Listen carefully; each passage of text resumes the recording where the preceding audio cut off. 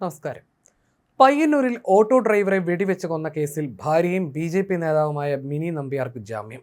Thalassery principal sessions കോടതിയാണ് ജാമ്യം അനുവദിച്ചത്.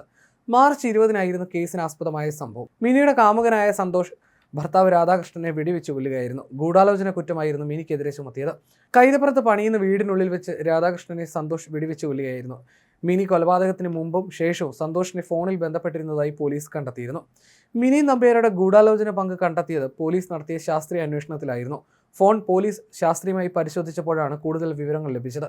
രാധാകൃഷ്ണനെ കൊല്ലുമെന്ന് സന്തോഷ് പലപ്പോഴും മിനിയെ അറിയിച്ചിട്ടും ഇത് തടയാനോ രാധാകൃഷ്ണന്റെ ശ്രദ്ധയിലെത്തിച്ച് ജീവൻ രക്ഷിക്കാനോ മിനി ശ്രമിച്ചില്ല എന്നതാണ് നിർണായകമായത്.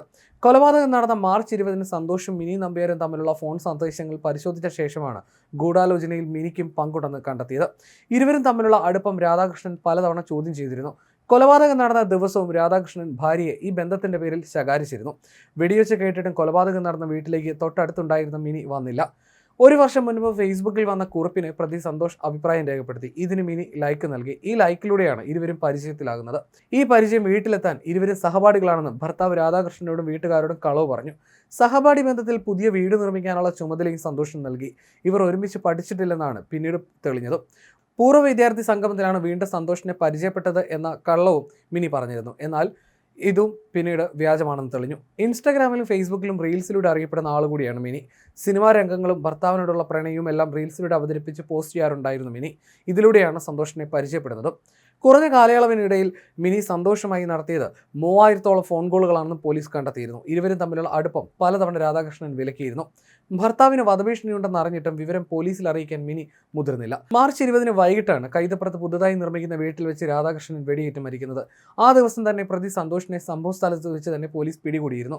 വെടിവെക്കാൻ ഉപയോഗിച്ച തോക്ക് കൊലപാതകം നടന്ന വീടിന് സമീപം മിനി നമ്പ്യാർ താമസിക്കുന്ന വാടക വീട്ടിൽ നിന്നാണ് പിന്നീട് കണ്ടെത്തിയത്.